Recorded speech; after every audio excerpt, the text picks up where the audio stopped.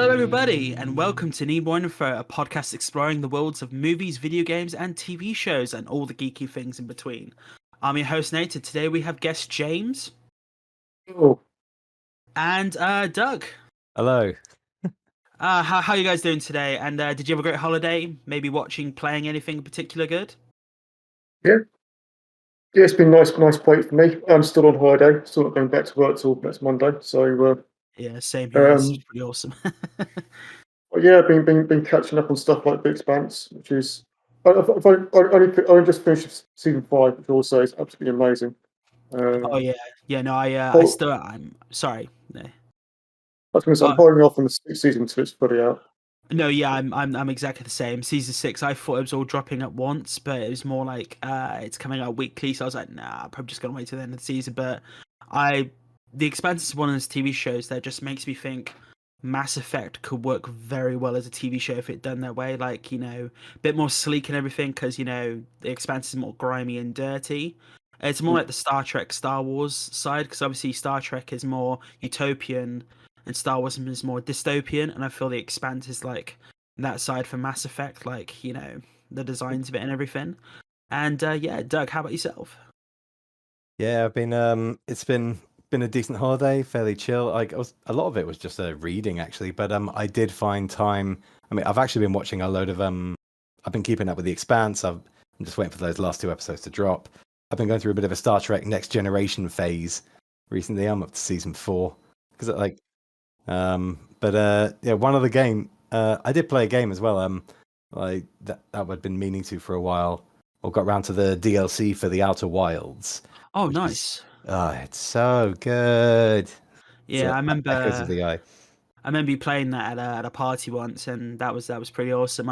Obviously, it was so weird that game came out like this. It was the same year as the Outer Worlds, right? So it's just like how Yeah. everyone Yeah, kept getting confused, yeah, like between them, and it was just really awesome. And Star Trek, yeah, everyone knows I love Star Wars, but I grew up on Star Trek and Next Gen, DS9, and Voyager, and Enterprise until the ending.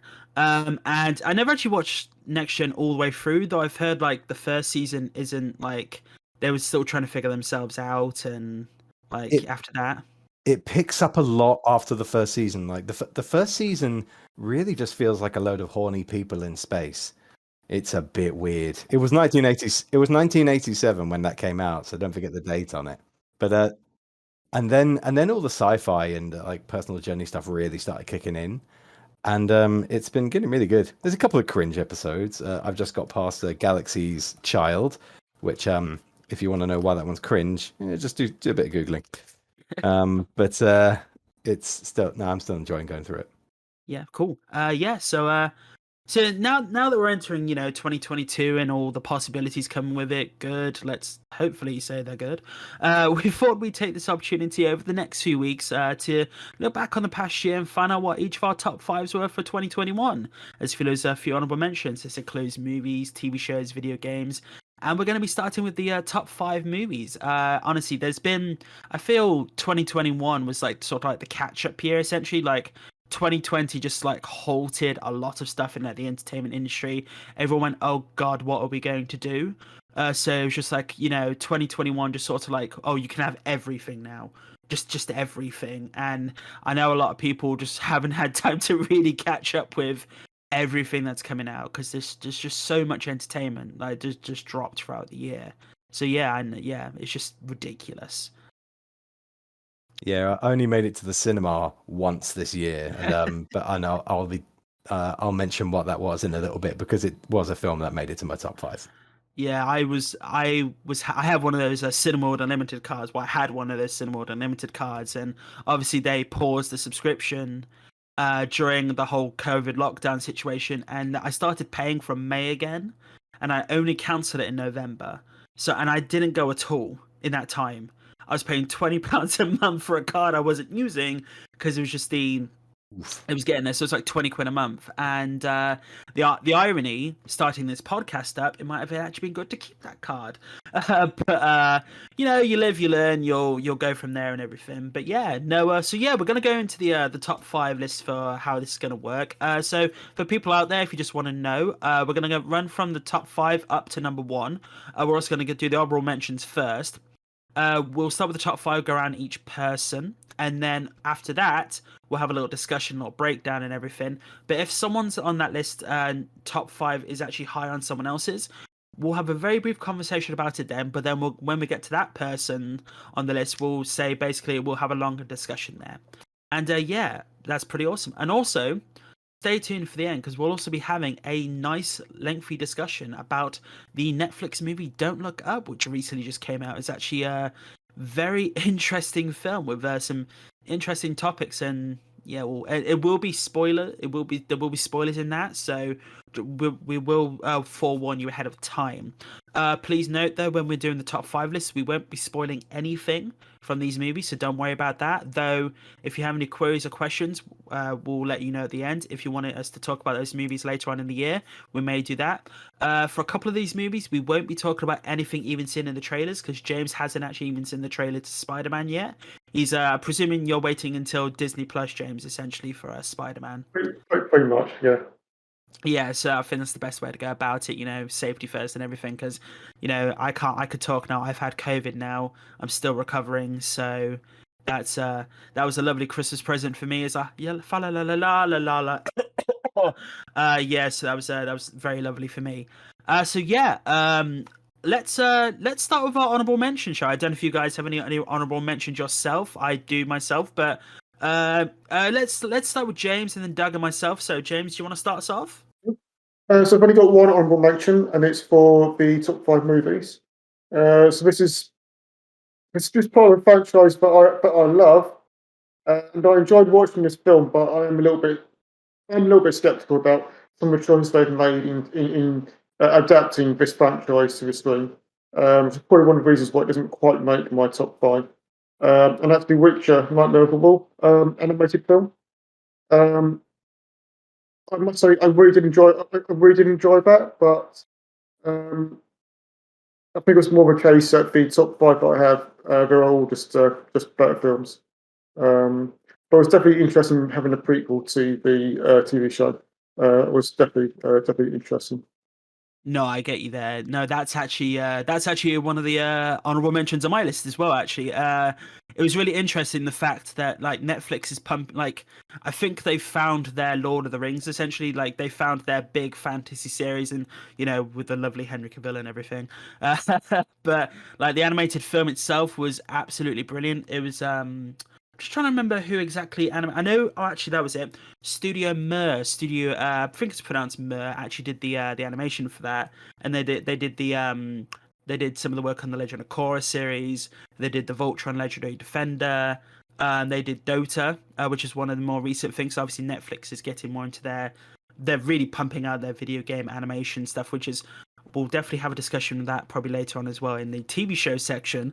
And they also did a animated show called Kipo and the Age of the Wonder Beasts, and Mortal Kombat: Scorpion's Revenge. So they've really been like pumping out their animation, and yeah, I definitely agree, James. It's definitely an interesting movie, and I was actually quite shocked where they went with the narrative towards the end. Obviously, not going to go into spoilers for some people, but the movie's actually quite lengthy. It's like I want to say an hour and 40 minutes long.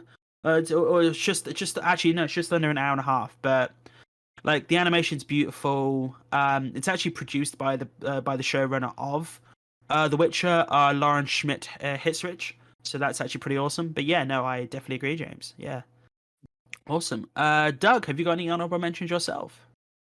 Yeah, I've got 2. I think I want to mention one because it was a film that didn't quite make my list, but I really enjoyed, and the other one which I didn't enjoy a lot, but I think is really a good one to talk about. So the one I liked, I enjoyed Shang-Chi and the Legend of the Ten Rings. So I only saw it fairly recently, but that was a good fun Marvel film. It was a little different. The action in it was refreshing. Like it felt like it had a lot of the fun and the pull of the old martial art films where like it was coherent, it was underdoggy, and it remained interesting. The way it pulls in piece of the environment, that was good. I mean, it did get a bit overly Marvel-y. VFX. It got a bit marvelly at the end. As I like can yeah. I could definitely say that it is in my top 5. So that's Yeah. I've definitely got some some like I definitely agree with you a lot on a lot of that. I actually did include it in my top 5. We'll get when we get to that, but I It definitely does. agree when it gets to the end. It's funny. It does feel like almost so many things that Marvel release now are really good, really interesting stories that just get a bit marvelly at the end. Even like WandaVision as a TV series was the same. It feels like they kind of have to do it to pay someone off. I'll very quickly mention the other film, which I wouldn't be surprised if you want to do a longer discussion about another time. That film is Tenet. And Tenet, I didn't really enjoy it a lot.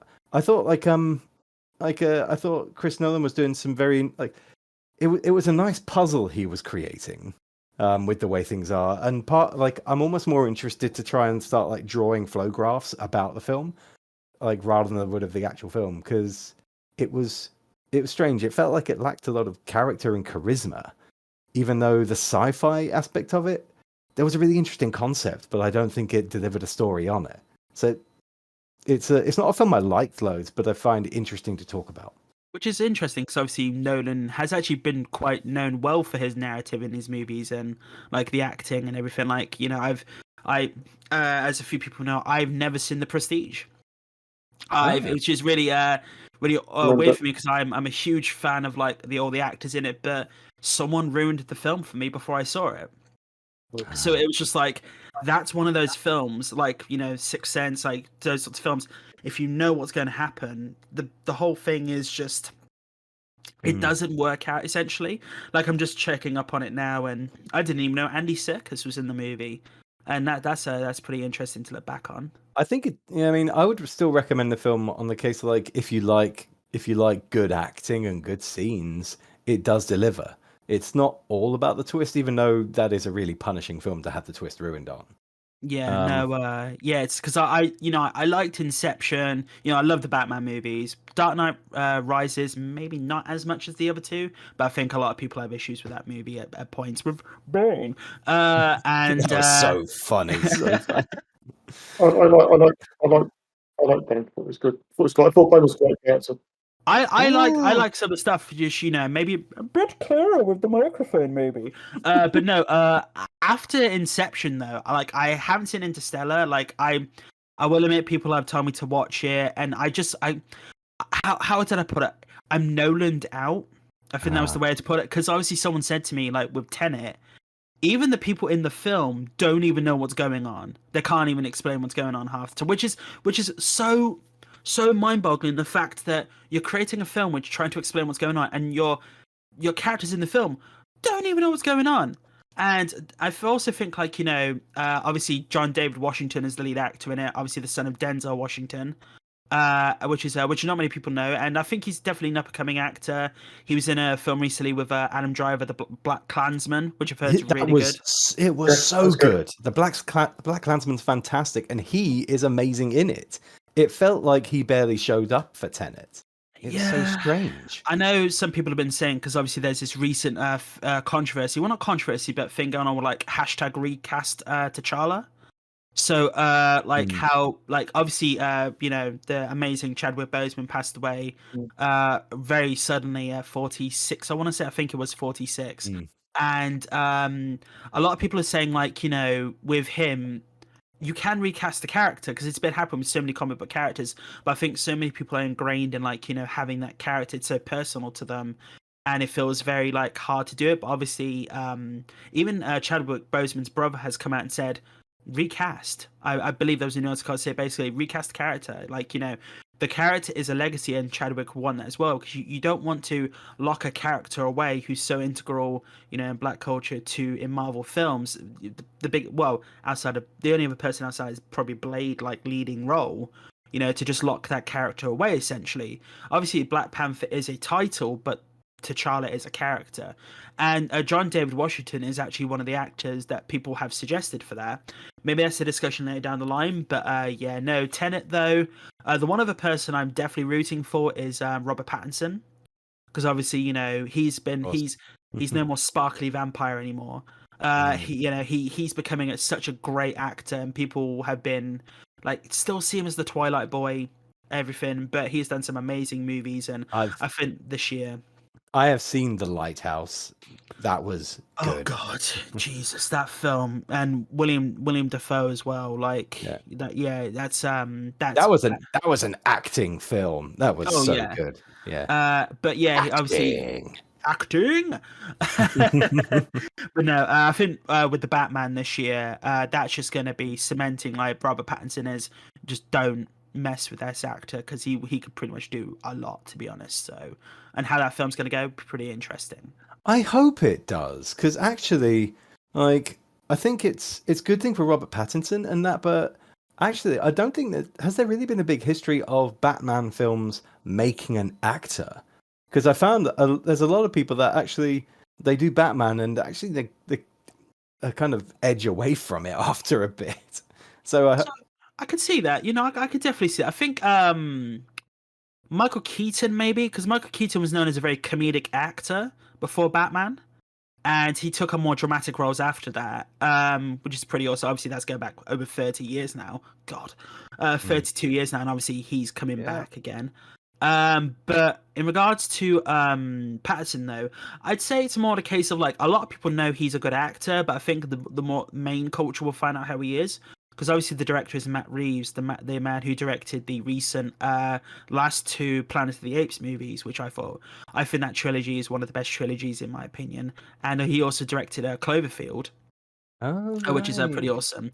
And obviously they're saying this movie is going to be like Seven, and with the all these like tropes, and it's going to be a lot darker, and it's in its own separate universe, so there's no Snyder aspect there, which is going to be pretty awesome. But yeah, no, that's awesome. As you can tell, people, this podcast might divulge into other topics, but we will take it back to the top five. So I believe that's your top five. That's your honorable mentions, Doug. Is that correct? That was, yes. Awesome. Shang-Chi and Tenet. Cool. Yeah. So my honorable mentions, we won't hugely go into like on a huge tangent because I've got like five of them, but start off at the bottom. Godzilla versus Kong. I actually quite enjoyed. That was a movie where I think that was the Batman versus Superman we actually needed. So it was actually proper fights in the movie. Two huge fights. People just wanted them to go toe to toe. There was obviously some extra characters later on in the movie, which everyone knew was coming from the trailers, but if you didn't, pretty awesome to see. I need to watch this new monster era of films. Yeah. They're very like. It's interesting how the movies have gone. Like, I feel Skull Island is brilliant. Like, that's a brilliant film. Like the fact that it's set in the 70s, and like it's this timely piece and everything, and the actors in it are brilliant. And setting Kong as like this rising character really does help him. The Godzilla movies have been interesting to say the least. Like the first Godzilla movie advertised Bryan Cranston a lot, and Aaron Taylor-Johnson and Elizabeth Olsen, which was interesting because they just played siblings and now they were playing husband and wife, which is a very Age of Ultron and Godzilla I think almost came out within a year of each other. True. Yeah, and then you had there was a couple more Godzilla movies, but King of the Monsters was pretty good. That introduced Millie Bobby Brown, and that was pretty interesting how they did that. But I think the recent one, how they are trying to create this universe essentially, because obviously, this comes from a Japanese legacy of so many creatures, so many kaiju, so many creatures they can do, that how you could just go about it, how many characters you could introduce. Like they started introducing them in the King of the Monsters movie, and then it's just taking it to a whole new level here. And I think it just understood what it was. Like, I would not be surprised if Pacific Rim somehow links into this eventually. Like, that would be amazing in my opinion, because I liked those movies. They were stupid fun. Well, not they were stupid. Like the first one was really good in my opinion. The kaiju cinematic universe. Yeah. That's pretty much it. I mean, that was the 60s to the 80s. That was pretty much it. They had so many kaiju movies, Yeah, so that was Godzilla vs Kong. So I just take a little drink, people. My next one is Raya and the Last Dragon. Yeah, so it's a Disney animated movie, more Eastern culture, and it actually stars an actress in this, Aquafina, who's actually in my list as well later on. But the movie itself deals with like trying to get this object back to fix the world essentially, and the animation's beautiful, and yeah, I just thought it was a really good movie, to be honest. It's not overly long as well. It's just one of those movies where you could sit back, turn off. I thought the animation was beautiful, fighting, and it had a bit of an Avatar: The Last Airbender vibe to it to a degree, because there's different cultures that represent different things, and I thought it was pretty awesome. My next on my list is Nobody. That actually starts Bob Odenkirk going from Breaking Bad to Breaking People. I think that's a pretty awesome film. That movie pretty much cements like, whereas in John Wick he just keeps getting up, and he could knock him down, he keeps getting up. Whereas Nobody, you hit him and you actually feel the punches. Like, so on your honorable mentions. That's on my honorable mentions. It's in my top 5. Right then, people. So that's one thing. That's a movie we'll probably come back to later. Then, so that's Nobody. My next movie honorable mentions, just people might be surprised of. I actually put Eternals in my honorable mentions. I did like the movie a lot. It was really good, in my opinion. But I feel that it would have been better as a Disney Plus series. Like, you had these 10 characters, and over the story's over 7,000 years essentially. And I think it would have worked better as the Disney Plus series. I know. James hasn't actually seen this yet, I presume. No, not yet. I haven't either, actually. So it does come out next week, though. I'll watch it on stream. Yeah, sorry. So I will not divulge on that anymore. But I did really enjoy it. I actually quite enjoyed the post-credit scene, and I won't obviously spoil it. But me and a couple of other people actually we know a lot about comic book stuff and everything. It was very interesting how they went about it. Someone spoiled one of the post-credit scenes for me, which is really frustrating, which they shouldn't have done, because it was a big news outlet, which was annoyed a lot of people. But when you see it, maybe it's a conversation we can have later on, because it's definitely an interesting movie to have a conversation about, to be honest. And the amount of actors in, like Sam Hayek, Angelina Jolie, Richard Madden, all these people, and just how it goes. And my final one, obviously, The Witcher: Nightmare of the Wolf, which obviously we just had a discussion with James about how the animation was really awesome. I actually really enjoyed the movie. But yeah, that's our honorable mentions, people. So I want to chuck in, actually, now you mentioned Pixar, you got me thinking a little bit. I also want to chuck in one more honorable mention. Not last year, but right at the end of last year, so I think it counts. And that's Soul. Nice, yeah. So yeah, I'm going to say it just misses out my top 5, but that is a really good film. I do recommend it. I nearly added that to my list as well, but I thought that was a 2021. At least I think it was. But 25th December. Well, straight on to release, but according to Wikipedia. So I probably did watch it in 2021 then. So I'd happily call that an honorable mention too. It wouldn't be my top Pixar, but it was a really good film. Like, it was some good character exploration. Didn't actually go the way I expected it to. I thought they were going to go a slightly different way with. I thought they were going to it's not spoilers because it doesn't happen. But I thought they were going to focus more on the fact that actually teaching is a passion in his life. I kind of felt that was going to happen. I wonder if that's a possible script that was a possible ending that they moved away from at some point. It felt like it was setting that up very well, but I still thought it was. Really enjoyed it. Yeah, no, I totally agree. It's a great film. Obviously, Jamie Foxx and Tina Fey, and actually a lot of different, like even Graham Norton's like one of the main characters in that movie, which I thought was absolutely hilarious. But yeah, I do agree, James. I actually forgot that film came out at the end. Actually, I thought it was 2021 as well. But so yeah, that's our honorable mentions, people. Let's get into our top 5, shall we? So let's start with James again. My number 5 is for Long Halloween, Part 1 and Part 2. So DC movies, Batman for Long Halloween. I'm not a massive comic book reader, but I do enjoy the DC animated movies that they do. And yeah, I'd heard that Long Halloween was one of the better comic ones. and I really enjoyed those films. It was a nice little kind of mystery, and yeah, it was decent. Honestly, the DC animated, like I feel DC, like up until recently, and obviously Marvel's What If series has just recently come out, but Marvel has killed it pretty much in the film department. DC has been more spotty, whereas I think in their animation, like DC have been the king pretty much. Like in their TV shows, obviously the classic animated Batman series and all the recent iterations that come up to it. Also, funny enough, DC actually started the multiverse first on screen, so Marvel started later. But no, obviously that movie stars Jensen Ackles, who finally got to play Batman after saying it in Supernatural. That big meme going, "I'm Batman," all those times, and obviously let's mention Naya Rivera, who unfortunately passed away recently as well. So she voiced Catwoman. Just want to confirm. Yeah, she voiced Catwoman, but yeah, she passed away recently, so it's actually pretty tragic. But I think she passed away before the second part came out as well. Obviously, I'm not confirmed that, but I believe that is the case. But yeah, no, I've heard the film's really good. Actually need to watch the recent movies because I haven't watched the Man of Tomorrow or Justice Society World War Two. I after Flashpoint, I haven't actually seen any of the movies after Flashpoint. No, sorry.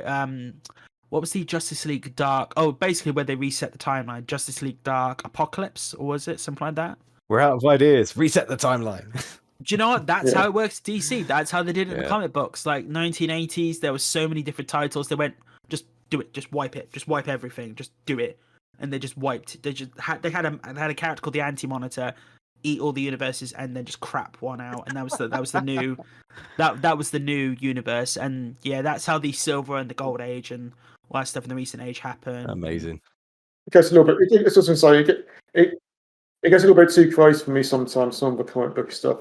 I'm not such a fan of the Justice League animations, but the Batman animations, they do some good storylines there. And they're actually coming back with that. Under Red Hood, one of the best ones from a few years back. Starring Jensen Ackles as well as Jason Todd. But yeah, that's James's number 5. Doug, what's your number 5? So mine, and it's the last superhero-based thing in my list from here. Number 5 is Black Widow. Nice. Yeah, like I got a lot out of that film. It didn't even get too marvelly at times, but I thought it was, like, for the most part, like, it was some fairly decent action. But that wasn't the thing that really kept me in it. Like, what kept me in it was like the human stories of it, the family like stories and explorations, and it was really funny. Yeah, Like, David Harbour was brilliant. He was really good. It was Florence Pugh. I know that's for me like the star performer in mine. Like, how they were able to use her to kind of satirize the seriousness of Black Widow and just kind of make light of that. And it also gave Scarlett Johansson, like Black Widow, it gave her a bit of a mirror to be human as well. Like when they're all shouting at each other across the table, like dinner table type thing. It was good fun. It got a bit over agenda-y at times near the end. It's not a bad agenda for the kind of the message the film's kind of playing with, but it just felt heavy-handed. And they've still got a problem with the male gaze in these films. Yeah, I get that. For like sorry, you cut out there, Doug. Yeah, I've definitely got some connection problems here. I won't talk for too long then. But yeah, I enjoyed that film a lot, and it's nice to see. It's nice to see humans in these superhero films. No, I totally agree. Like how David Harbour I thought was hilarious as like a drunk counterpoint to Captain America, which I thought was hilarious. The fact that Florence Pugh plays on the whole superhero landing joke, which I thought was absolutely brilliant, and I love the commentary on that. I do think one of the weak parts of the films was Ray Winston. Obviously he's such a powerhouse of an actor from his some of his films, but I do think the villain was probably one of the weakest parts, especially Taskmaster. Like, Taskmaster is such a powerful character in the comic books at times because obviously he can mirror any other person, but I feel that that character was underutilized, and I hope maybe it does come back to that character later on. So the visuals look good. I actually thought how they because obviously Taskmaster is known as a very specific style, and I thought it was actually okay how they did it. I do like how I do feel the movie should have been done sooner than where it was in the movies. I think it has a nice payoff, but I think doing a Black Widow movie so late on, especially after Endgame, I think it should have been done sooner. Because obviously these movies have been out since 2008, and pretty much every other Avenger had their film around the first phase, but it was just only Black Widow really and Hawkeye who didn't have that. It was ironically the two very base level human characters who didn't have those movies essentially. Even Hulk, who obviously there's a licensing issue that had one movie in phase one. But yeah, what about you, James? What do you think about that? Yeah, I mean, one thing about Taskmaster, they clearly had the wrong actor playing Taskmaster. It clearly should have been Greg Davis. Obviously, if you're Greg Davies in a Marvel film, oh my god! If you're one of our non-British listeners right now, Taskmaster is a British TV show where people are given tasks to perform, and it's been hosted by comedian Greg Davis, and he is a very funny man, very large man indeed. And I'm not gonna lie, to see him in a Taskmaster outfit to try and do that movie would actually absolutely have been hilarious. And if you don't know who Greg Davis is, take Hodor from Game of Thrones, and then imagine that he ate Rick Mayall, and that's basically Greg Davies. Yeah, that is pretty much it, to be honest. So yeah, that's top five there. So we've done your guys' top five. Is it my turn now? It's your turn, Nate. Oh, mine is Free Guy. The recent Ryan Reynolds movie, originally published, supposed to be published by 20th Century Fox, and then after the buyout, Disney, because obviously I've got that file, and I've got the one file on my list. So Free Guy's high on your list. Okay, cool. On my list, yeah. Yes, obviously directed by Sean Levy, who also did the Night of the Museum series, Real Steel, which is I actually really love that film. Obviously, it's the Rock'em Sock'em Robots live action movie essentially. Starring Ryan Reynolds, Jodie Comer, Lil Ray Howard, and a few other actors. Obviously, we don't want to spoil it because it's actually quite funny when there's people in it. But there's definitely some scenes in that movie which I'll just go into it. I'll go into it later. But I actually did annoy a few people with my reactions in that film. But yeah, that's my number 5. So James, do you want to take us to your number 4? Yeah, Nobody by with Bob Odenkirk and Doc Brown, who's also in it. Christopher Lloyd. Yeah, that's my number 4. I like a good action film. What were some plenty of good action scenes. I enjoyed. I mean, the stories are seeing those kind of films, but they're decent enough to hold it together. But as I say, you can't go wrong with Bob Odenkirk or Christopher Lloyd, both brilliant actors. Yeah, I can't spoil too much. But one thing I've also got Nobody, which I'm disappointed with, is that the director came out and said that it's got nothing to do with John Wick. I was just about to say that. It feels like it definitely watching it. It felt like it could be part of the same universe. I bet, because I'm gonna double check this because I think they're the same production company. Because if they are, then they have no excuse not to attempt it. Who actually did this movie? Let's have a Google, shall we? Let's figure out who this is. So it's a definite link between the two in terms of who's written or directed it. So it turns out I think they are actually different production companies. Right. Nobody is Universal and John Wick is Lionsgate. So unfortunately, I definitely agree with you, James. Like some of those the scenes in that movie, even some of the scenes in that movie are pretty much almost John Wick essentially, and even some the narrative choices definitely could be linked easily. You could easily tie back to that and link it up, and how it goes from such a very slow-paced comedic beginning to see the build-up of this character essentially break his bonds, essentially who's just who just wants, obviously without spoiling too much, but you see trailers and stuff like that. But and the rawness of the movie, you feel every punch. Whereas some of the fight movies, you get these fight scenes where they go for 10 minutes going through buildings, through floors, and they get back up, dust themselves off, and nobody. Like, it is pretty much. I mean, Nobody, you basically see Bob Odenkirk's character, who starts off as being a ferryman. You basically see him Breaking Bad. Yeah, pretty much. Yeah, pretty much it. Like that obviously it's in the trailers, but the bus scene, the initial fight bus scene, because that's quite early on in the film, that was just so good. Like how it was shot, and how, ironically, 2 films this year which had amazing bus scenes. But yeah, it's just obviously there's a huge parallel between them. But I think like how that worked out was pretty awesome, and I definitely recommend that movie to people. And it's not long either. It's actually, how long is that film? It is it's literally just over an hour and a half long. So it's it's actually nice to see movies not go over the 2.5 hour mark sometimes. I love those movies, but Nate also likes a toilet break sometimes. So it's nice to have those shorter films. Cool. Right. So that's James's number 4.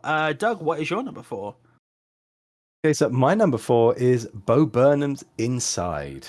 That does count as a film, doesn't it? Yeah. I think it technically does count as a film, like the Netflix special, the existential dread 'em up. Like I think there was so much to talk about in it. It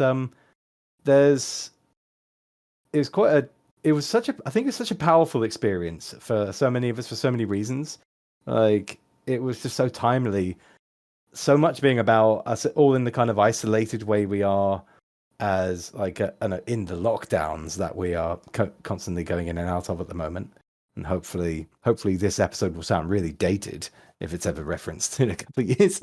But it's also it was some good kind of close to the nut reflections on like the other kind of isolations, and the kind of drowning in the internet and information, and like and a gratification in other people's expectations of us, and all of the anxieties around it. And they're so nicely done, musically done. And it was such a piece of work for someone to do pretty much on their own in a room, just with some clever lighting, and good material. I think, and it was a really powerful watch. Some of the songs still stick with me, and it's a really impressive achievement. So yeah, Bo Burnham's Inside for me at number 4. I actually I'm gonna admit I've only seen half of it. For some reason, I stopped halfway through. I think it's because I was watching at 1 o'clock in the morning, and it got to like a very heavy part of one of the songs. I was like, I'm too tired. I can't focus. I'll come back to it later. And yeah, heavy. Yeah, and it's interesting because obviously, it does have a reflection on him turning 30, and everything. And there's another film come out last year. Unfortunately, I never got to see it in the end, but I actually do love some films. Tick Tick Boom. It's actually about Jonathan Larson, the guy who created Rent. It's a musical movie starring Andrew Garfield, actually about his life before, who obviously unfortunately passed away. He was 35. He died of I won't specify what he died from because I can't remember off the top of my head. But that movie actually does have an entire song about like turning 30 and where your life is at that point and everything, and actually has like a really nice parallel to that. I'm actually just dawning on me now about that, and I'm kind of sad I never saw that film when it came out. Tick Tick Boom. Definitely a film I'll be watching because Andrew Garfield is pretty much an amazing actor and he can do anything he wants. Obviously, not going into much else, but yeah, no, I definitely think I'm going to go back and watch Bo Burnham's Inside because I'm definitely looking forward to seeing what he does next. Yeah, I wouldn't expect a sequel in such like it's kind of this was like a comedian's repertoire. Like it was a show. So like as things go on, like he'll do. I mean, I wonder if he would do a special like that again, or whether he would just do more normal compilations of jokes, like in the comedian way. But it will be interesting because he's been away for a bit. He took some real time out for like mental health and things like that because it all came crashing down for a while. Some of this was about that, but yeah. Anyway, what's your number 4, Nate? My number 4 is Shang-Chi. We're back to the So obviously Shang-Chi came out in September this year. Recent Marvel movie directed by Daniel Destiny Cretton, starring Simu Liu, Awkwafina, and Tony Leung, and in a great performance as the not the Mandarin, or is he the Mandarin?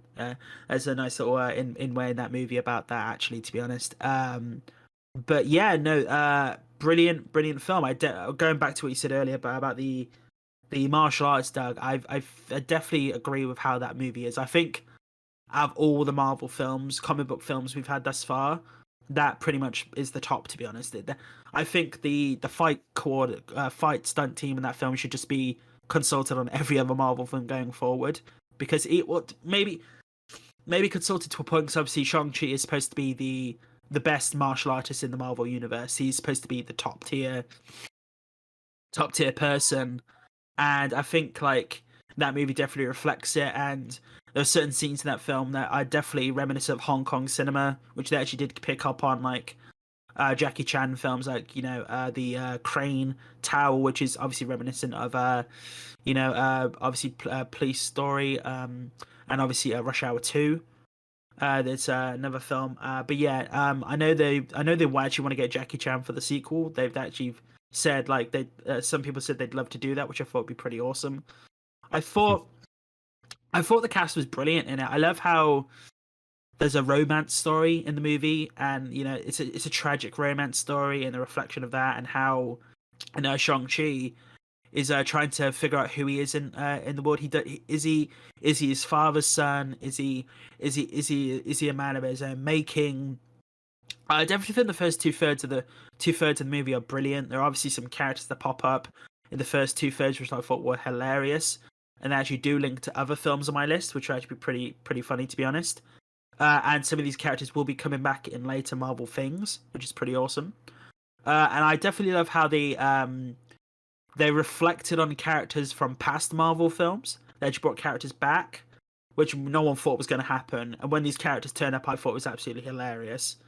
I thought it was brilliant. But I definitely agree with you, Doug, about the final act. It did become very CGI Marvel heavy. I thought the fights towards the end, like between some of the characters, were actually really good. I do think there was a bit too much smoke at some points, like between in the fights. Like it did make it a bit more, like obviously earlier in the film, the fights were clearer. You could see like I go back to the Matrix, for example.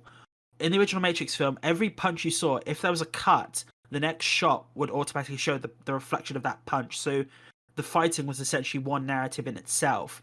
And I think that definitely showed in Shang-Chi, the first two-thirds. Now, I still love the third part, but I think like it did become more Marvel-y. It did have more of a Marvel-heavy push at the end. I did love the fact that they referenced Dragon Ball Z. Big anime fan. Loved the fact that they did that. And yeah, I also think like the post-credit scenes, I definitely have some queries on that. And when you guys have seen the Eternals, I think there's definitely some interesting conversations to be had there. I don't know exactly. It's just more a case of I think there might be. I don't know if there is. So that's not actually spoilers for you. So it's actually pretty good. Okay. But yeah, I definitely did enjoy that film. Cool. Awesome sauce. Right, James, we're going to go to your number 3. My number 3 is one we mentioned earlier, and that's Free Guy. Oh, nice. So,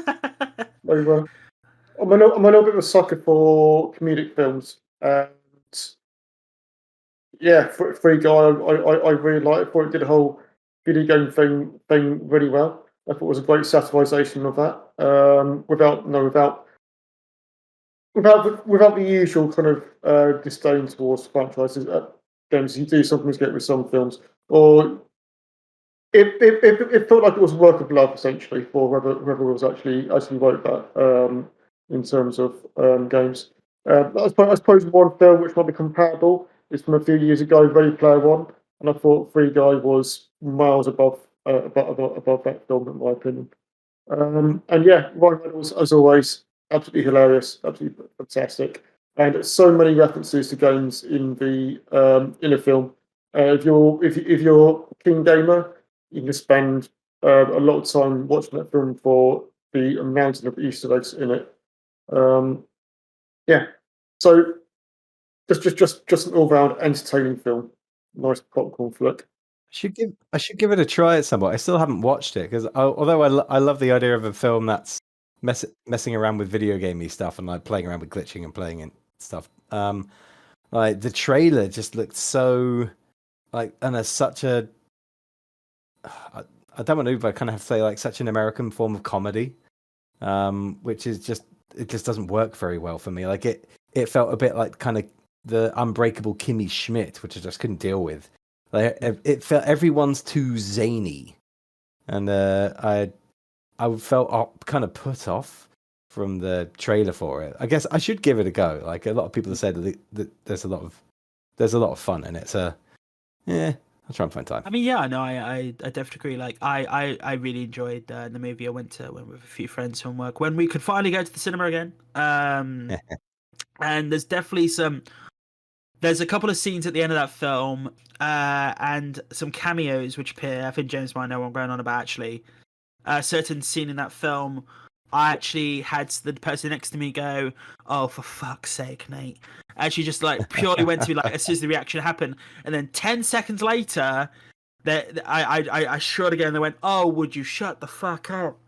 Like the react, like because it was just I was so hyped by it. It was just so awesome how they did it in the film. I definitely agree on the Ready Player One thing, and Ready Player One is actually one of my favorite books, to be honest. Like I think how they actually like integrated the 80s and everything and how that worked was really good.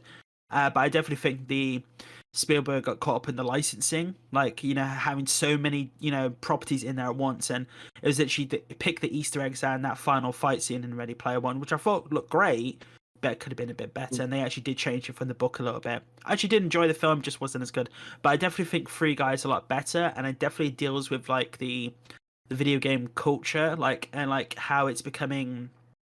Obviously, it's a big reflection on like Fortnite and everything, and all that stuff, and all those free to play games that people could just go on and like how to go about that. I did enjoy Ryan Reynolds in the film. I definitely think I'd like to see where Ryan Reynolds goes, to be honest, because he has done a lot of Ryan Reynoldsy films in the last few in the past, obviously Deadpool and this film, and like Red Notice, which has just come out as well.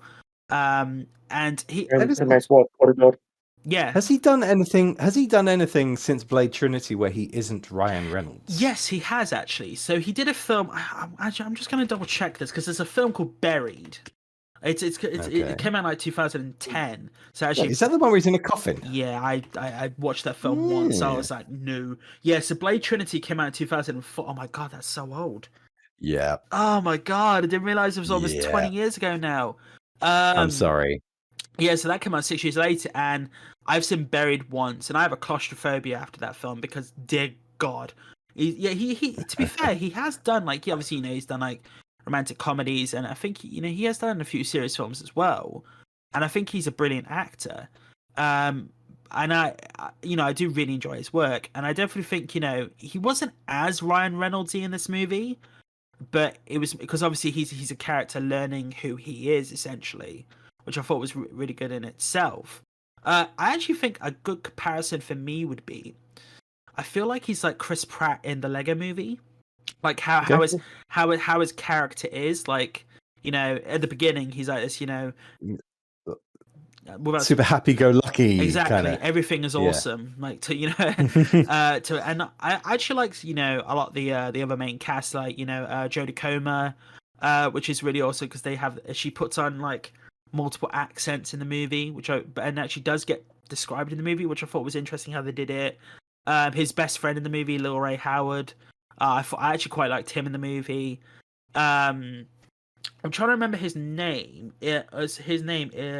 He's from Stranger Things. I'm just gonna confirm who he is now. I'm just gonna bring up his filmography because it really, really would have helped if I actually done this earlier instead of scrolling through Facebook and talking as we go through. So his name is Joe Keery. He obviously plays the another programmer who works alongside Jodie Comer's character. I actually did quite enjoy him in the movie quite a bit. There are some other actors in the movie which are pretty awesome. I'm not going to mention who because that's spoilers in itself. But it's definitely like a reflection on somehow the stereotypical game developers might be, which is actually quite funny, to be honest. It is over the top how they do it, but it's actually quite funny. And they do have like some actually real streamers in there as well, like actual Twitch streamers and YouTube streamers in the movie as well. That's smart. That's very smart. And how they integrate it, I thought was pretty awesome. And so that's That's James's number 3. Anything else you want to say, James, at all? Nope, I'm done with that one. Cool. Doug, what is your number 3? Cool. So my number 3 might not generate as much conversation because I actually expect you haven't seen it. It is a documentary. I believe it was on Netflix. So the Netflix or Prime, I saw it. It's called Crip Camp: A Disability Revolution. So this was an astonishing film. This was all about this bit of a revolution few decades ago now. So in the 70s, there was a summer camp where lots of disabled children all went. And they focus so much on it, and the people from there, like interviewing people with all these disabilities, and they talk about how much they all loved Crip Camp because they could go there and they could be themselves. They all had for so many disabled people, when they're in the world, if they're the only disabled person, everyone has a kind of wariness about them, and like no one's themselves. It's hard to connect. At Crip Camp, everyone was exactly themselves. Everyone and people could make jokes about each other. People could play into their conditions and things like that, and really connect. And it talks about how this community fostered so much of the kind of spirit and individual people that would then go on to be the real game changers. So, and you may have heard of, I think, Judy Heumann, who was one of the leading figures in the sit-in. Like, I think it's called the 504 sit-in, which is this like long protest, like hunger strike. All these disabled people sitting in one of the US Capitol buildings, kind of demanding disabled rights. I probably can't go too much more into it, like without losing the thread of everyone listening. But what you get, and with the interviews as well, you get such an inside view of the depth of these people, what they go through, and what you forget about things. Like one of the most fun characters, I forget her name. She's a lady with cerebral palsy, and a lot of her story was talking about how, like, when she was a late teenager, no one believed she could be sexually active. Like, everyone assumed that wasn't part of her life, but she was, and then actually decided to go into I think human sexuality is a degree course. But it's such a good compendium of stories from these people telling about the journey and what was hard then, what's still hard now, and also just like the love of this time when it was all so good and they had such good people around them. It was such a film. So that's Crip Camp: A Disability Revolution. And where can people watch that? I think that one was on Netflix. Let me just quickly figure this one out. Yep, Netflix. That's where I've seen it. I'll definitely check it out, people. That actually sounds pretty good, to be honest. Like, it's really interesting. Like, I've actually been seeing a lot more of this, like, disability awareness, and people are actually able, not disabled. People are actually able to do things and everything, and also, like, you get disabilities which are invisible as well, which people aren't aware of. And I don't know if that goes into that at all, like invisible disabilities which people are not reflective of, or yeah, there's quite a few. I mean, the focus of this camp was on much more physical disabilities, but there were also some cognitive, and also some which are even just harder to see and harder to take seriously. So like fibromyalgia, or various like Ehlers-Danlos, or various pain conditions. Like, there are so many pain and weakness conditions that you can't see. You have you have to trust the person. So like, and it can really confuse people sometimes when someone spends most of their life in a wheelchair, but then they get up and everyone thinks, "Ah, you're a fraud." And it's like, no, it's not like that. Like, the wheelchair makes life bearable, and I can handle walking a few steps, but I couldn't walk for all my life. And so it really, the thing needed is compassion. And compassion is accepting someone without understanding them first. That can wait, but the first thing you do is accept them. That's compassion. yeah, it's interesting how, like, people can be very unaware of that sometimes. Like, I know people who've been in wheelchairs or using walking sticks, and they think, like, when they don't use them, it's that person sometimes wanting to, they might want to push themselves, like you said, if they can do it, not maybe just show it for other people, but for themselves sometimes, Yeah. that's So the best one of the best things I have for thinking about disability these days is like what's the first word that comes to your mind when I say the name Stephen Hawking? I'll be honest, I think of The Voice. I'm not gonna lie, that What was, it's The Voice. do you think of The It's The Voice? Voice for me. James, what do you So think of? genius, Genius, yeah. physicist. Yeah, genius physicist. That's the same with me. And so like that is the difference between that is a person whose barriers have been removed.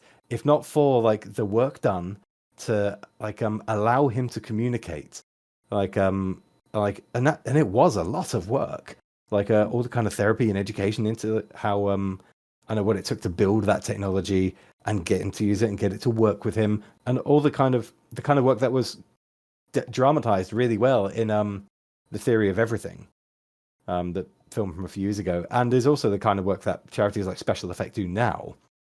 Without that work, we would have no knowledge of that mind, that incredible mind, that person. And now, what he is he's not known for his disability. He gets to be the genius.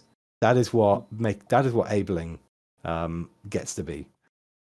Yeah, so Yeah. just to specify, which I definitely recommend checking out, people, if you are into looking into charities. Special Effect is actually specialised in, and this is from Wikipedia, just to clear, it specialised in helping physically disabled people, primarily children, but also does help adults as well, play video games. They actually works with developers to create specialised game control devices, just to make more games more accessible, so people aren't actually left out. And definitely recommend checking out. And definitely recommend checking out that documentary that Doug mentioned. Do you want to mention it one more time, Doug? Yeah, that's Crip Camp, A Disability Revolution. Yeah, and you can watch that on Netflix. So that's awesome. So my number 3 is The Mitchells versus the Machines. Yeah, Oh. I just had a few looks there, like what?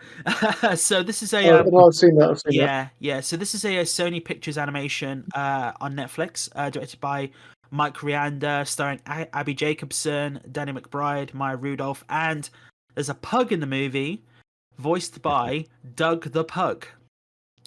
That's actually a dog actor. That's actually a thing. Wait, is this famous Doug the Pug from social media? Doug the Pug. I will have to double check, but I believe it might be. If I just check now. Yep, in social media following with a celebrity dog from Tennessee. Yeah, he did the roles for the barking and the snoring and everything for Monchi, the Mitchell's pet pug. But yeah, it's a Sony animation movie, which I think is pretty interesting, because obviously they had Into the Spider-Verse and Across the Spider-Verse coming out, and Sony Animations are doing quite well so far and doing a lot better and being pretty awesome. But it's about a family dealing with a AI revolution. And like a family, a girl going off to college, and the father feeling disconnected with her and trying to reconnect. It's about family and how to reconnect with each other and all the things going on there, as well as a son who loves his dinosaurs, trying to figure himself out as well, and a mother who's trying to figure herself out. It's pretty awesome how that goes through, and the AI revolution that goes on there, and dealing with the fact that there's such a disjointed family, how they're going to be able to save the world, essentially. And it was one of my, I don't know how to describe it without going into it too much, but there are other famous actors in it as well, and it deals with it's like a family friendly version of Terminator, about all the nuclear destruction at the end. But just the animation itself, the animation's beautiful. It deals with like some comic book styles as well, like how Into the Spider-Verse did, actually integrates that sort of style as well. And I think, if I'm correct, the movie actually does have some of the people who actually worked on Into the Spider-Verse working on it. Yeah, so Phil Lord and Chris Miller actually produced the movie. So, they're becoming the big animation guys now. But the movie in itself is just really good. I don't know if James has got any comments on that at all. No, I mean, I enjoyed it. I mean, it's just a fun family animation. Yeah, I enjoyed it, but not enough to put it in my top 5 honorable mentions. Yeah, no, but yeah, it's on Netflix though. People came out in like April. It actually did quite well, and it's just over an hour and a half as well, so it's pretty good to go in it. But it actually does deal with like good themes. It also deals with LGBT representation as well in the movie, in certain aspects of the movie, which does done quite well. And yeah, it's definitely greatly voice acted, and the son is actually voiced by the director as well, which is actually pretty interesting, to be honest, because I didn't know that until today. So yeah, that's my number 3. So that's our top threes done. James, do you want to take us to the number 2 on your list? Yeah, number 2 is The Suicide Squad, not to be confused with the abomination that was Suicide Squad. So I got round to watching this recently, and what I can say is it was exactly how the first film should have been. It was the right story. It was the right approach to the narrative. It was the right approach to the characters. It just felt like finding somebody doing the franchise as it should have been done in the first place. I'm going to interject very quickly and say, James, it's my number 2 as well. It's my number 2 as well. So yeah, no, I definitely agree there, man. Do you want to continue on? I haven't seen it. Oh no, I definitely agree with James. Like the first Suicide Squad movie, I liked it at the beginning. Like Will Smith, Margot Robbie. You know, I actually liked those characters. Some of the characters I didn't like. I feel that I think the best scene from that one was the deleted one where they're all just chatting in a bar. Yeah. That was the best scene. The dialogue in the original Suicide Squad film was the worst dialogue I've ever heard. It was just the most cringy, on the nose dialogue, kind of like, "Oh, I'm a villain, I'm evil, ha ha ha," and it's like, "Oh my god, no, this is not This is how you write Slipknot. He can dialogue." climb anything. Except yeah, with a That's your backstory. and the belly dancing. Come on, the belly dancing. The belly dancing's great. That was weird. The funny thing is, though, obviously Joel Kinnaman's character Rick Flag in the first movie returns for the sequel, and he had a complete 180, in my opinion. He was one of my favorite characters in the film, to be honest. I think how Joel Kinnaman portrayed him, because Joel Kinnaman's a great actor. Obviously he did RoboCop as well, but that's another discussion. Well, I enjoy that film, but other topic. But yeah, no, with Joel Kinnaman though, I think he was probably one of the better parts of the movie for me. Obviously some actors as well, like John Cena, was just hilarious, and I love the fact he's got his TV show coming out next week, which is from an offshoot for the film. Obviously, I won't go into that too much. But obviously, Suicide Squad, directed by James Gunn, starring Idris Elba, Margot Robbie, John Cena, Peter Capaldi, Joel Kinnaman, Nathan Fillion. It's just so many actors. A lot. So many actors in that film, and also Sylvester Stallone as King Shark, which I thought was hilarious casting. I didn't know that. Yeah, especially if you've seen the Harley Quinn TV show. It's like how King Shark is portrayed. He's like portrayed as a highly intelligent person in that animation, and then in the movie, he's not like the TV show itself. Like he is, yeah, he's a me shark hungry. Like he talks like he talks like that, but he does build an interesting relationship with some of the characters in the film, and how like Idris Elba comes in, plays a character who plays Bloodsport. I want to say Bloodsport. Yeah, Bloodsport. He plays like a man who is precise with his shots. Obviously, Will Smith's character in the previous movie was Deadshot, who a man precise. Obviously, the original thing was Idris Elba was going to take over that role, which I read, but they changed it in the end just so if they do another Suicide Squad film, Will Smith can come back. Because obviously there's the aspect in the movie of him dealing with like some family stuff. I obviously won't go into to not spoil it for you, Doug. But do you want to continue, James? Because obviously it's your number 2 and you started off. Pretty much covered it and pretty much said what I want to do on that. It's a good film. If you've not seen it yet and you like DC movies, you want to see Suicide Squad done correctly, then watch The Suicide Squad. I definitely think out of the DC films, it's almost at the top in my opinion. Like I love Man of Steel, I love Shazam and the first Wonder Woman movie. yeah, I really enjoy those films. But I definitely think, obviously, when James Gunn left Marvel, obviously with the controversy that happened, but then he went back. He came to DC, and DC actually just went to him. I think it was between 6 to 10 properties. What do you want to do? They just went to what do you want to do? And he could have done a Superman movie, it was said, but he was like, I want to do the Suicide Squad. It was like, obviously he wants to do an R-rated version of the thing. So he grew up with the Suicide Squad, and I'm wondering if he didn't go to DC initially, like obviously doing the Guardians movies, we may have got Suicide Squad from him later down the line after he did the third Guardians film. But yeah, the movie itself, like, two of my favorite characters in that movie, which I did not expect, are Polka Dot Man and Ratcatcher 2. Not one, two. I thought they were some of my favorite, and he has like the Polka Dot Man, like David. What's his name? He's been in a lot this year. Let me just.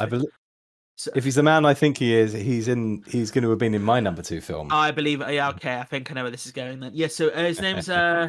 Oh, that's interesting. He isn't in. Yeah, David Dasmalchian.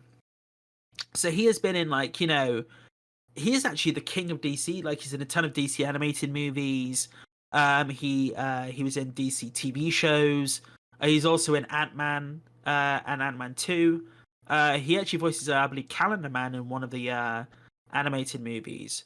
Let me just double check. Yeah, so he actually voices Calendar Man and Penguin in The Long Halloween Part 2. So actually, that's actually a pretty good link for you, James. He was also in Ant-Man and the Wasp, Blade Runner. He's an actor who's very underseen, but he's just so good. And he's actually got he was actually dealing with some really dark things, but it actually came through, which is pretty awesome.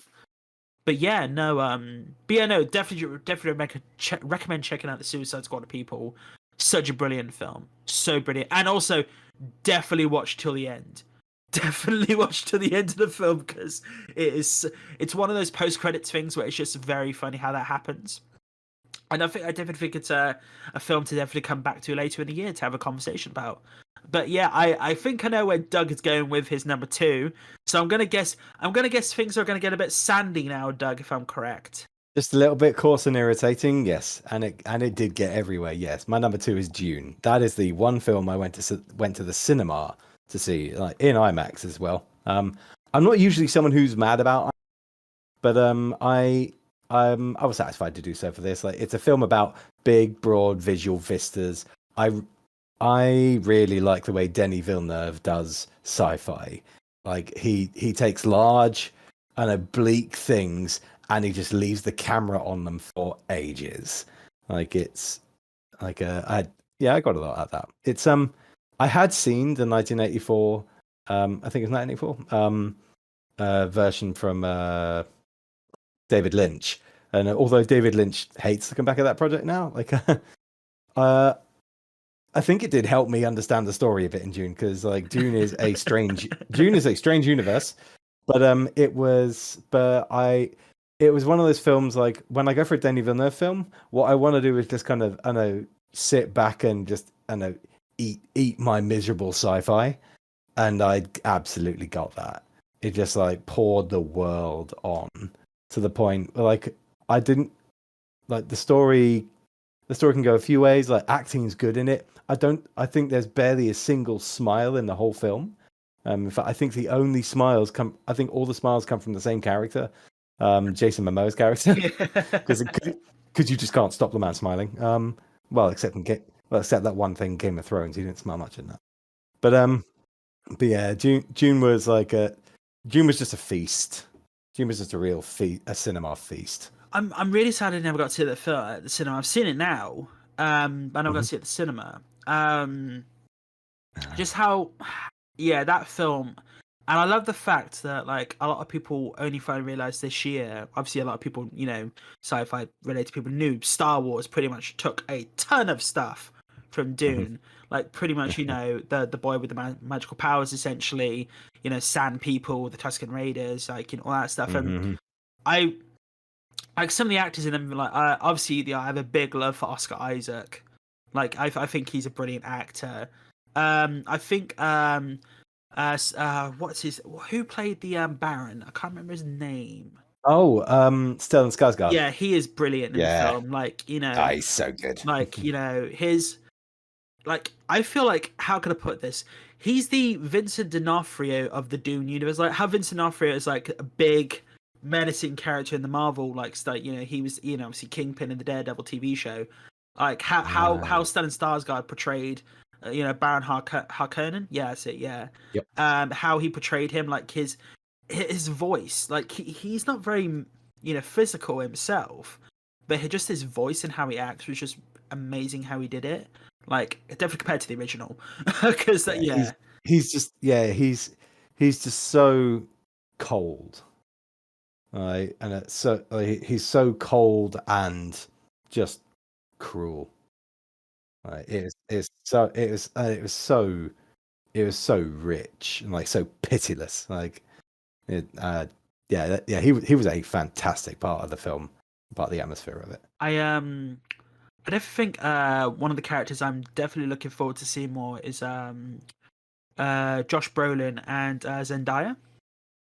Like obviously, you know, as Denis Villeneuve said, like Zendaya will almost be the main character in the second movie. He said, which will be interesting to see how that goes.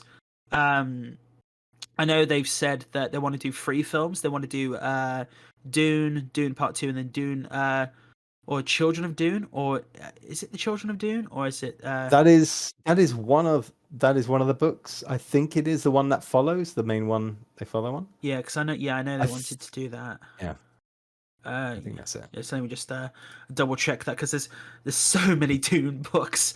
Because I know we definitely have a few friends. Oh no, sorry, it was Dune Messiah.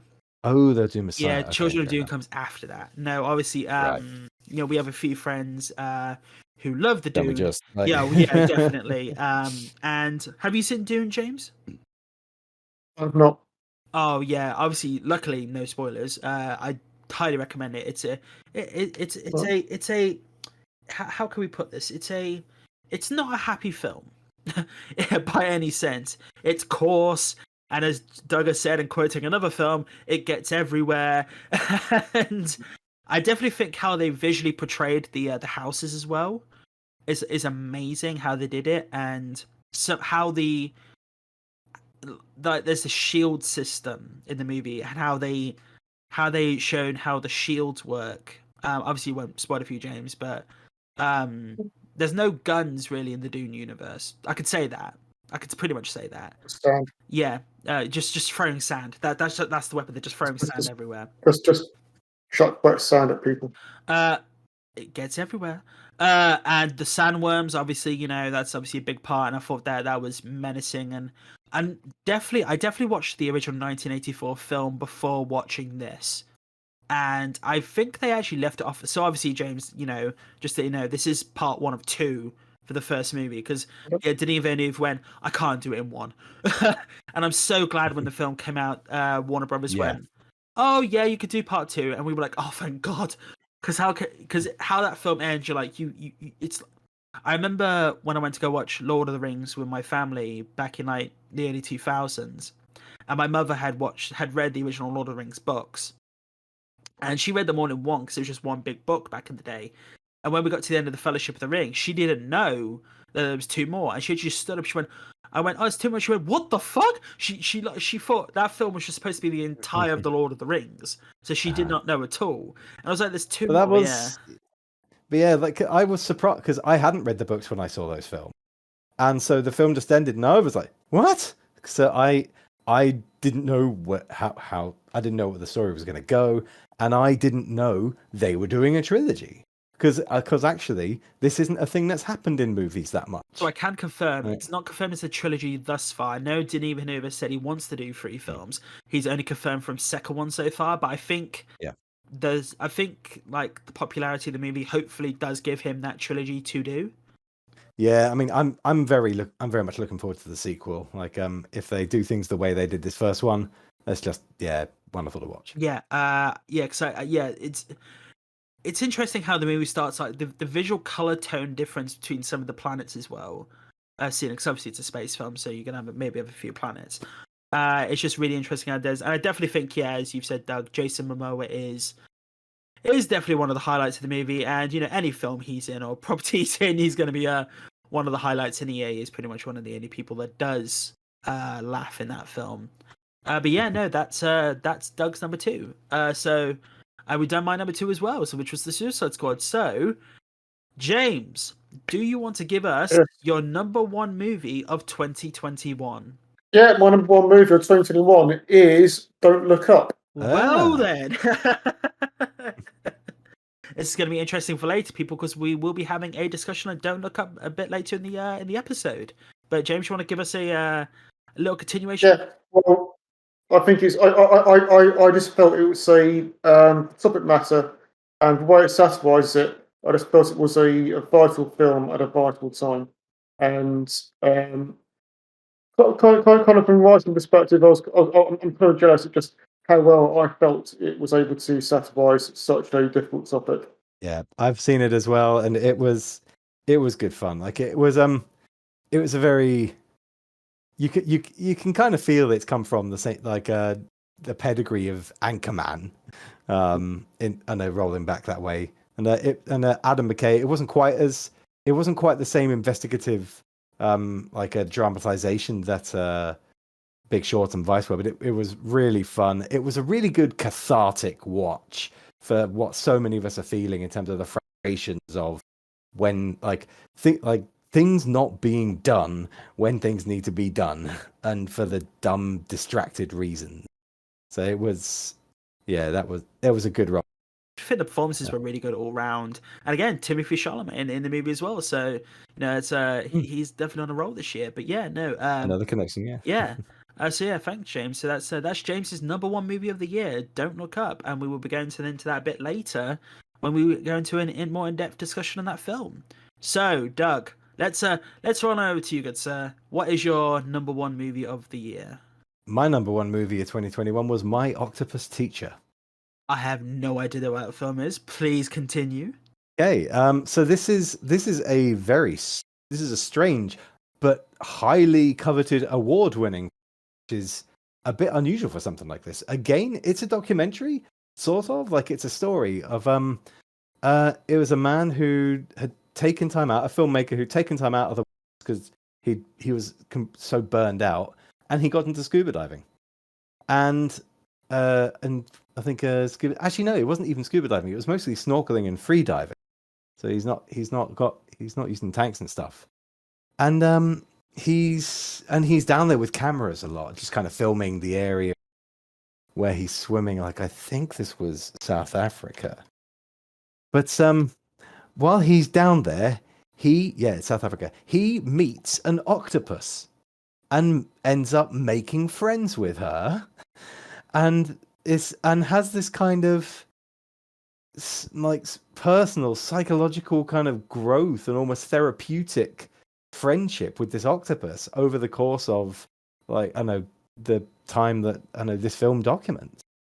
And it's such a kind of emotional, it's a really emotional film. Like he's going through some real mental struggles at times of this. And this was such a vulnerable place for him he let himself be vulnerable in strange ways in such an abstract situation.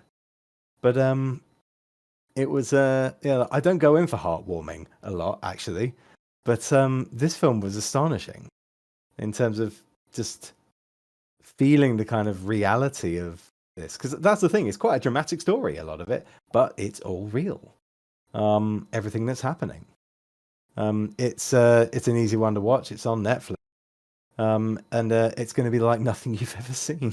Yeah, I'm just wikied it now, and definitely, yeah, I'm just reading a little bit on it. It does seem, it's definitely something different. Not something I'd expect to be at the to winning the document. It actually won the Academy Award for the 93rd Academy Award Oscar Award for best documentary feature, which is pretty awesome actually. Yeah, it's quite a land. It's I think quite an odd conundrum that it's an Oscar-winning film that you hadn't heard of. Yeah, no, that I especially. don't think that's not going to happen very often. No, not for me. No, yeah, as people learn, Not for you. definitely know my films quite a bit. So yeah, thank you, Doug. So that is My Octopus Teacher, and can be watched on Netflix, correct, Doug? That's correct. That is my number one of the year. That is excellent. Thank you very much. Right, so my number one, I think it's pretty much, if people listen to this podcast know me quite well, or, people here know me quite well, I think they could kind of guess where I'm going with this since it wasn't mentioned in my honorable mentions. This movie, unfortunately, I cannot talk about that much because James here, the lucky man himself, has not even seen a trailer for this movie because he's waiting for Disney Plus, and probably February, March by now. But my number one movie of the year is Spider-Man: No Way Home. It is this is where it gets really confusing now, because this movie cannot be spoiled at all if you've not seen anything, which is, I'm not gonna lie, James, I've got to give you credit for this, because basically this movie is spoilers all the way through, like from the first, obviously, it picks up from Far From Home. Obviously, we know you've seen Far From Home, so that's perfectly fine. It literally picks up right at that point, which is awesome in my opinion. We see the reflections where it's going. That I feel that this is where I could go with it. Tom Holland gives his best performance. I think this is the best Spider-Man movie he has done thus far. I think this has been a culminational journey of his character. And I'm lucky that it's going to continue. So obviously they've announced that we're going to get more Spider-Man movies in his college years now. Well, obviously after Far From Home, we didn't know, because we didn't even know if we were going to get No Way Home. So we might not have got a No Way movie at all, because Sony and obviously Marvel had their issues going on. I think Zendaya, obviously from Dune as well, and Jacob Batalon, I believe his name is. I'm just going to confirm that now. Obviously as his friend Ned Lees, his best friend Ned Lees, and obviously Zendaya as MJ. They also give great performances as well. Yeah, so it's Jacob Batalon as Ned Lees.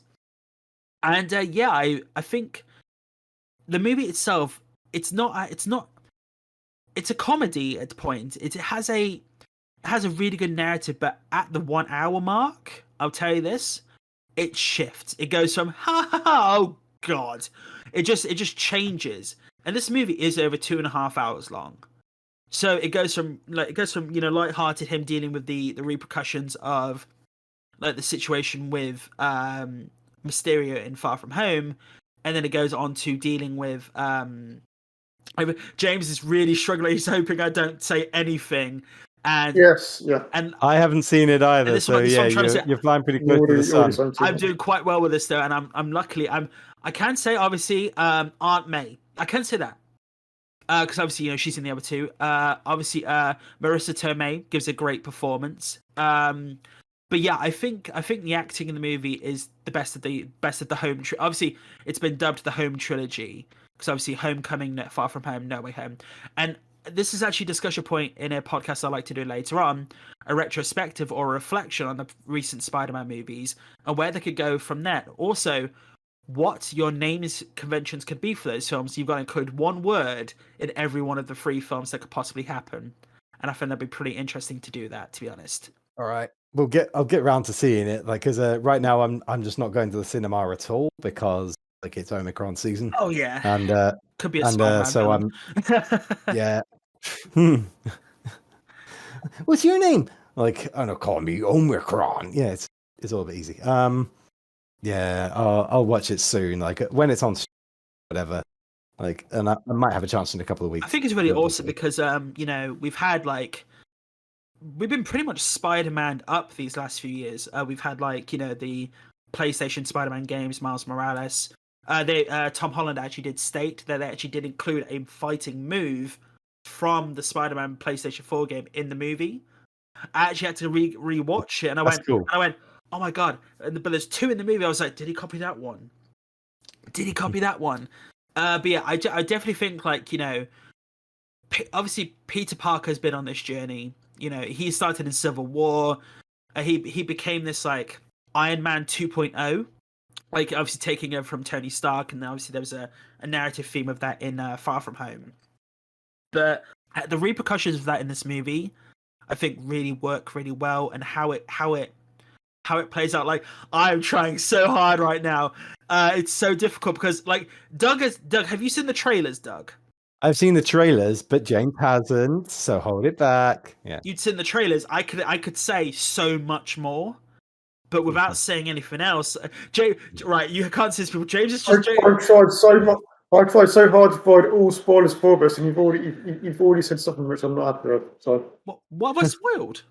You've described actors and stuff that are in the film. So I'm not just. Oh, it's more about 1 hour mark. But I know this is. Yeah. So, okay. Let's wrap this up, mate. I think before, because we will do an episode on this. I've done an Icarus. I have. Luckily, I've skirted the sun, but I'm not thrown into it. So luckily, I've burnt a few feathers and probably burnt James's heart a little bit on that. And I don't care that much. It's only a Marvel popcorn flick, but still want to go into it without spoilers. I'm very happy that you did, James. To be honest, I think you've done extremely well with that. I definitely look forward to chatting about that. I definitely think it's a podcast episode in itself, like talking about those movies and everything. But yeah, so that is it, people. That is our top 5 lists and our honorable mentions of 2021. If you want to stick around, we will be going into a conversational talk on a nice 20-minute, maybe 30-minute talk on the recent Adam McKay movie, Don't Look Up, starring Leonardo DiCaprio, Jennifer Lawrence, Rob Morgan, and a slew of other actors. And we will be right back.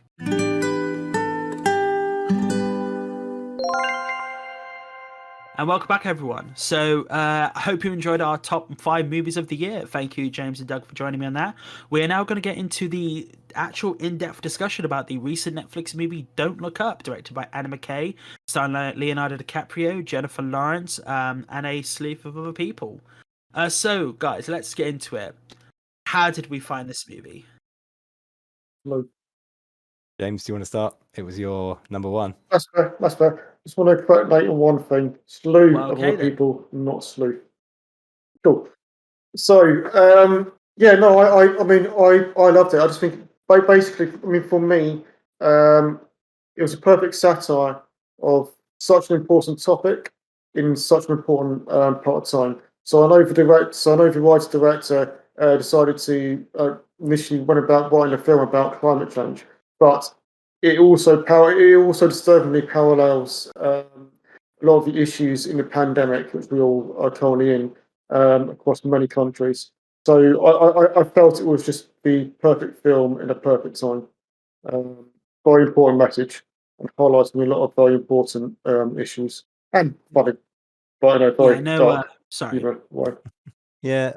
No, I was literally just going to say the fact that obviously, this is actually a conversational topic. When we go into this podcast, people, we will have like discussional topics each week. We will have like in-depth discussions of movies. This, just to make sure you are aware, this will be a spoiler conversation. So we will go into possibly discussions of the ending of the movie and events that take place. With these podcasts, we will go into like in-depth discussions of movies, video games after certain points, maybe entire episodes about it, maybe sectional discussions. But yeah, Doug and James were actually the people that brought this to my attention, and I actually did go away and watch the film afterwards. And I always had an issue with Deep Impact and Armageddon, the movie. Like, honestly, those films scared the shit out of me when I was younger. And like, no, yeah, not enough. Yeah, exactly. And as I've, these guys know, there's a story of me like when I was like younger, going on holiday, and when you look out in the ocean and there's like a dark blue line on the horizon, and it's like the night is drawing in. It's just the lighting from the sea. My mother said to me, "Oh my God, that's a tidal wave," just jokingly, but she turned back, and there was like a dust cloud of where I was. Like I just ran. Like a sand dune. I just ran and I just left everyone. I was 13 years old and I ran for like almost half a mile probably. Like I could run at the time. Can't anymore. God, half a mile. I'll kill myself now.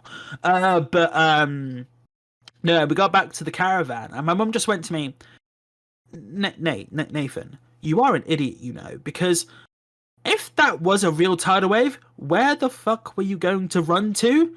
You would not be able to. And I was like, I'm going to take a chance. I don't care, and that is my stupid, hilarious story of me when I was younger, and my mum likes to remind me of everyone. But yeah, these movies, like even like because obviously like apocalypse style films like 2012 and like Greenland, I believe it was recently with Gerard Butler. That's definitely different to this. This is more of a satire. But when you guys told me to go onto this film, I kind of had an understanding of where it was going to go. I thought it was going to have a happier ending. I was so wrong. So wrong. Yeah, this is one of the things I wanted to talk about. Like how like I'll quickly give my 30-second response to it in terms of I enjoyed it. A lot of it was pretty kind of, I would say, obvious, but I feel like it was it felt like a really cathartic film. Like it's the frustration of why wouldn't you do something? Why are you just not solving the problem? Why are you so obsessed with the financial interest or the way these other things play out? Like, and aren't the people in charge of looking after us focused on looking after us? Like it felt like a real good kind of emotional lightning for that. But there's one thing in particular I want to talk about, and I'm glad you mentioned back, because we've had meteor films before, like back in that age, like basically the same film, the same film with a different Which they soundtrack. did in the early 2000s. In the same, I think it was the same year. But we've had a couple of meteor films recently. We've had Don't Look Up, and we also had Seeking a Friend for the End of the World, which is quite a nice film in its own way. But what's changed now is like humanity used to survive, and now people are making films which, like, actually, no, you know what? No, we didn't. And it's it's interesting thinking about what's happened in films and storytelling where, like, we don't need this, or it's not. It almost feels. Is it something to do with the fact that actually there's just this growing feeling of, I don't know, like, is it down to the fact that climate change and things like that? There's such a feeling of doom that it's all going to go wrong. I mean, I know there was Dr. Strangelove all the way back in the 50s. And I don't know if that was controversial, the fact that Dr. Strangelove, yeah, basically, spoilers, everybody died. But yeah, because I guess in some of it, that was the real fear at the time, was nuclear warfare will destroy us all. Whereas now there is a bit of a real fear of, like, the whole world, we can destroy the whole world as well. But the key thing in this film, I guess, is it's not through direct destruction, it's through inaction that we are creating something. And it's, I mean, I don't know, what do you think of that?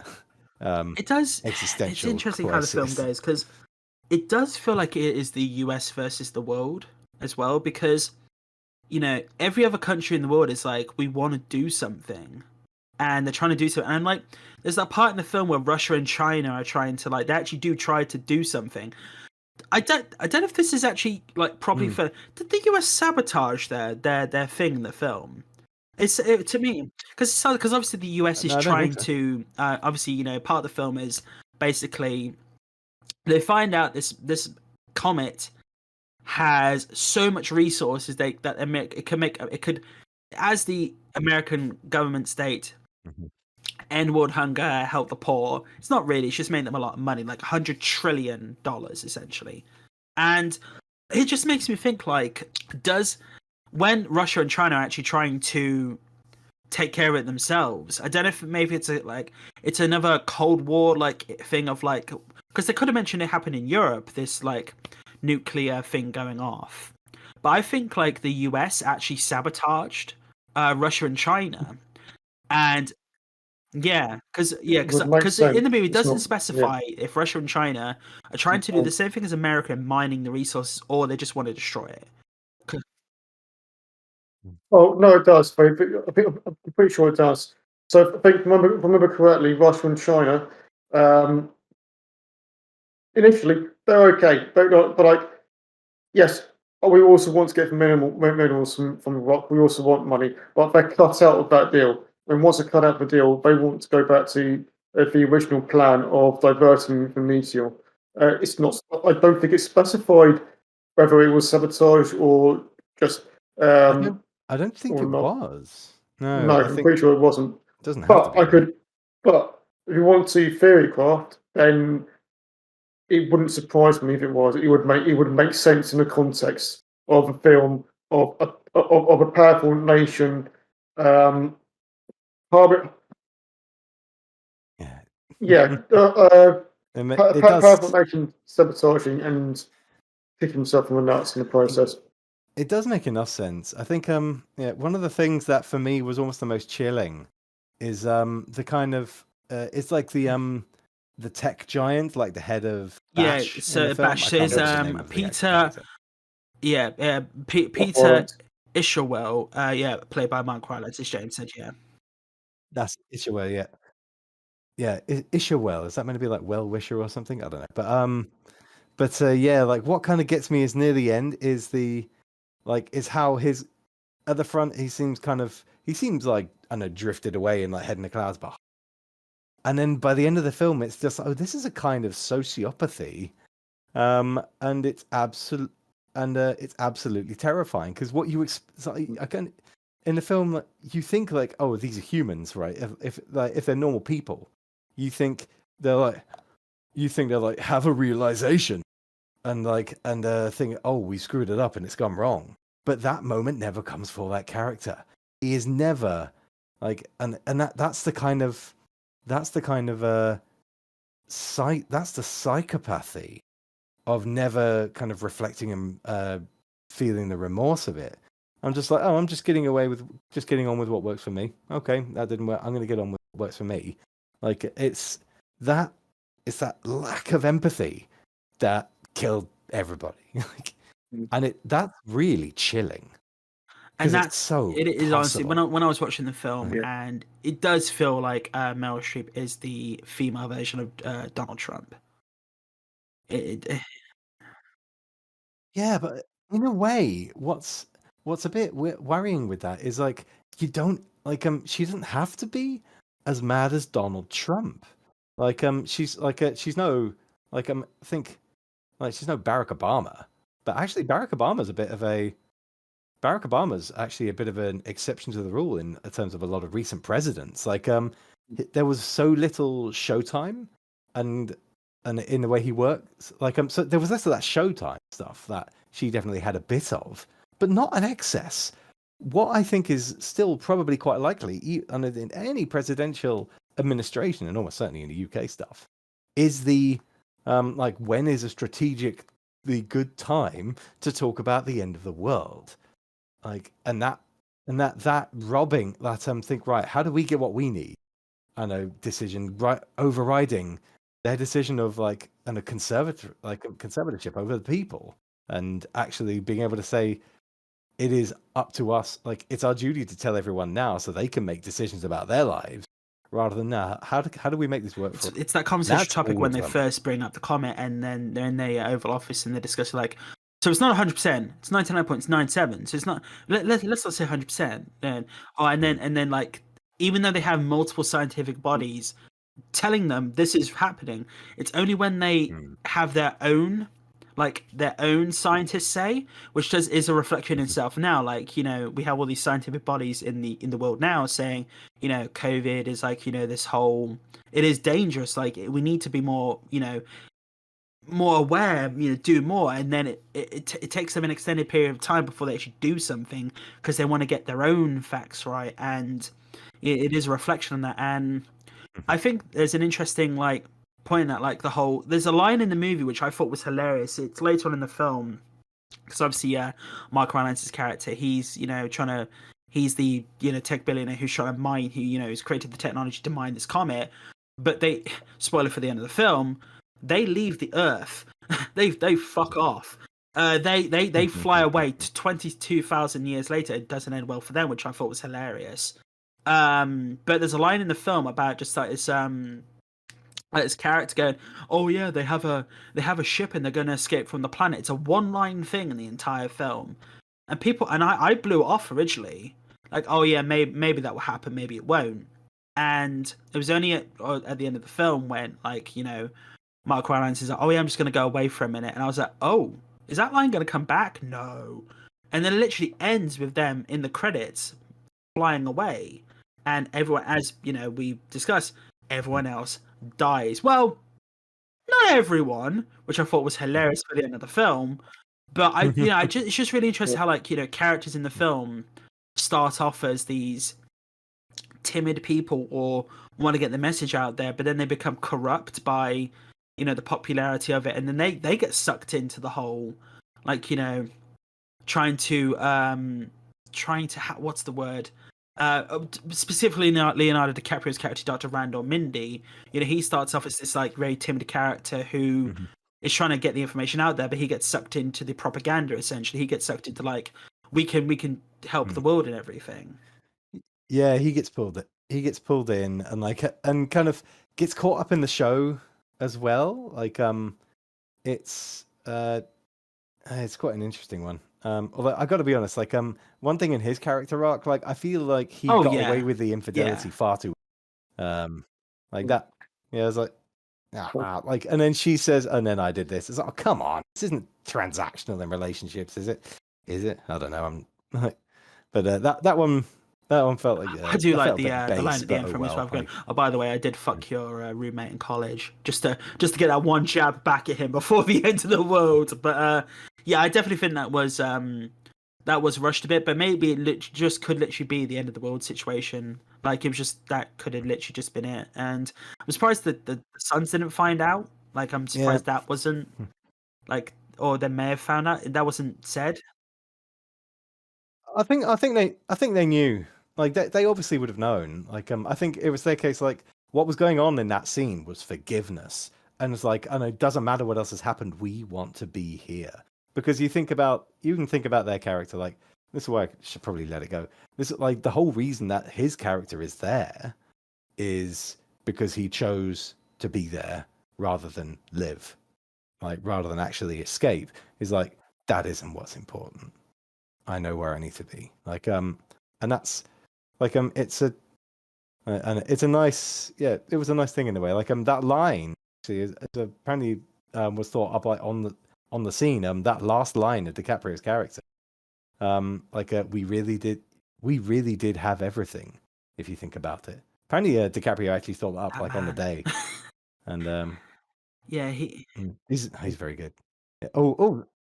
A really fun thing I heard about DiCaprio again on this. He was really uncomfortable about Meryl Streep's post-credit scene, because like, well, it made him really uncomfortable. Meryl Streep, one of the queens of American film, like, doing a nude scene, which is interesting because he's been in many films of other naked people. Like, it's something else. I think it's just like, I think it's like, I know, someone he's idolized, and like, kind of like that's. I think Meryl Streep's quite sacred to a lot of the American community, and but not to herself. To herself, it's just Meryl. I definitely think the guy who was like the head of the Planetary Defense, Teddy Oglethorpe, like played by Rob Morgan. He was. I mentioned earlier in the podcast, though, I had one major issue with the film, like the hairstyles of the people in the film. So. What's the deal with this? Because I had no idea what you were on about. In real life, doesn't have a hairpiece, and that hairpiece, the guy who played Teddy Oglethorpe, the head of the Planetary Defense, he doesn't have hair in real life, and he had this really. The wig was very, very unrealistic to me, and which is so ironic because there's another actor in the movie, Tyler Perry. In a lot of his movies, he has a lot of bad wigs on people. Which I actually liked him in the movie as the news anchor, but I thought, with Kate Blanchett. But the Ron Morgan was brilliant. I just think the hair could be different. Also, like, Jennifer Lawrence's character has like this very offshoot girl with the dragon tattoo, as it's joked in the film, hairstyle, and how also they actually commented on DiCaprio's image. Like, he had this big bushy beard at the beginning, and they cut that all away to make him more good to look at, well, good in air quotes, to look at for the camera. But yeah, no, it's not a big thing at all. But yeah, I just one of my gripes, to be honest. I really enjoyed the film. could have done a bit different with the maybe just don't give Ron Morgan the wig. He looks great without it anyway. Or and No, didn't even cross my mind the idea of like and the hairstyles and things like that. but I thought Jennifer going back to Jennifer Lawrence, I thought she was great. Oh I yeah, I thought it was hilarious. Like she became the meme essentially, like which has happened in culture today. Like just being honest and everything, and Yeah. I think it's shit how the comet was named after her, which is kind of crap because that does how it works. But it's yeah. I mean, I was like, well, it is. Well, it is. Comets are named after the people. Like, I remember it even come. I remember it cut that as a. There was a bit of a plot point in Deep Impact. Was it was named after two astronomers, like one the boy and the other the guy who dies in the beginning by driving off a cliff, because that's the thing that happens in these films. But then like when they broke the comet into two, it's like, okay, we'll call that one Wolf and that one Beetaman. Like I think that's what the name was. I think it was, yeah. It's like, so yeah, if you discover the comet that's going to destroy Earth, great, good news. The end of the world's got your name on it. I loved Kate Blanchett in the movie. I thought like She's so good. I'm just thinking of like new television networks. I wouldn't say they're like Fox News, because I'd say they're more like TV show hosts and maybe the odd news aspect. But I thought her and Tyler Perry had a good connection, to be honest, and how they acted off each other. I thought was really good. Yeah, those scenes, like they really felt it. Like you really felt the unstoppable momentum of the media machine, like in the way that the scene's just kind of rolling. It's like, okay, sit there, we're gonna beard, like all the, and you felt like like that felt like the poison chalice of getting involved. The news was like, great, you can think you have a story, but unless your story plays into the agenda of the people that of the people that do the broadcasting, they're going to tell their own story. Yeah, like, and it played well into that. I love the smaller characters who are big actors like Ron Perlman. I thought he was quite funny in the movie. He must have had so much fun. Yeah. Oh, you know what? Right before Ron Perlman's final scene, I was literally thinking, what would I do if I had access to what Americans have access to? I was envisioning me doing exactly the same thing, just going. If I had access to a gun, just getting a gun, just pointlessly shooting it at the comment. It was just hilarious seeing the same thing. I mean, go out fighting. You know what? I was thinking about asking this, and I've got to ask it now. Like, let's all right, let's bring the scenario into reality. Like, you found out that in 6 months it's over. Comet's hitting the Earth.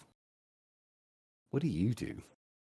6 month long party. At the end of the film, it does show you pretty much what everyone's doing in that film. You're either fucking killing yourself or having dinner. That's pretty, or getting wasted with a friend. That is pretty much like. There's a scene. I rewatched the ending scene again. I thought it was just people drinking on that rooftop. I did not realize it was a massive orgy going on that rooftop.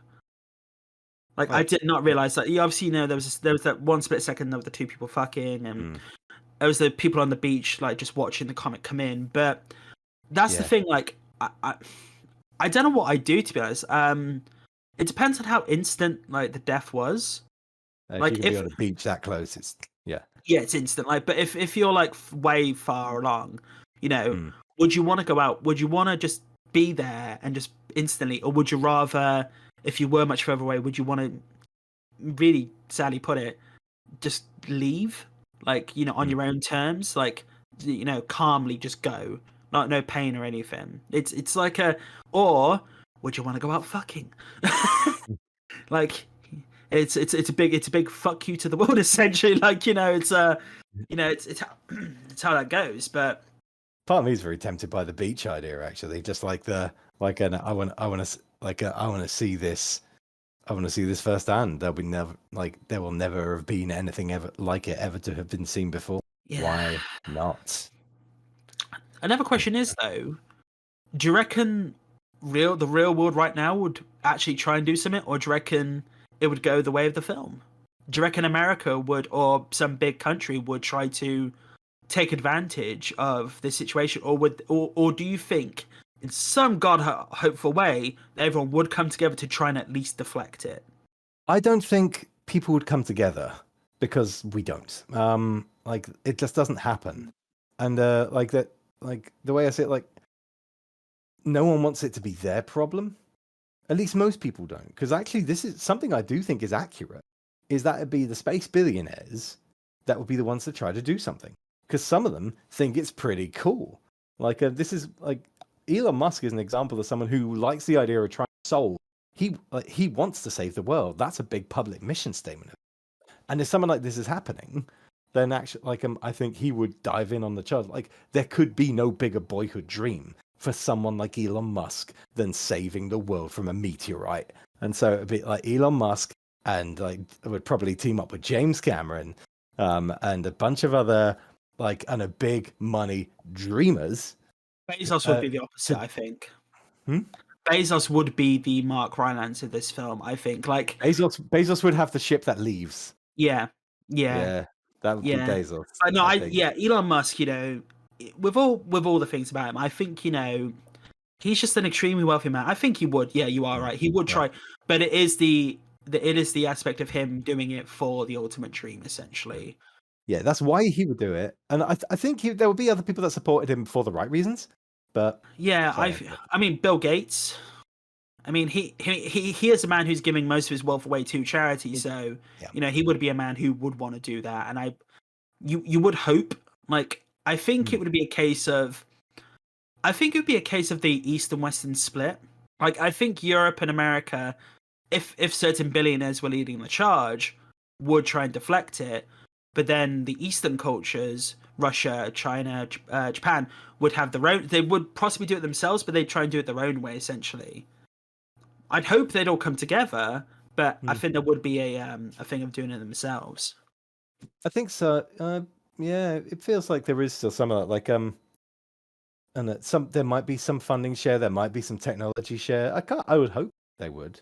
But one of the things that would be interesting, aside from the fact that we have no idea if it's possible with any technology available to us ever, but one of the things is there would be people planning for who's planning for month 7, who is actually thinking like, okay, let's assume we deal with it. Well, there is that part in the film, isn't it, where they're actually releasing that film on the day the comet hits, the $300 million film, which I found out the actor who's doing all that, you know, the main actor was Chris Evans. Yeah. I didn't realize that till after I watched the film. I was like, why do I notice that? Why that? And do you know how I realized it was him? Because it's Scott Pilgrim.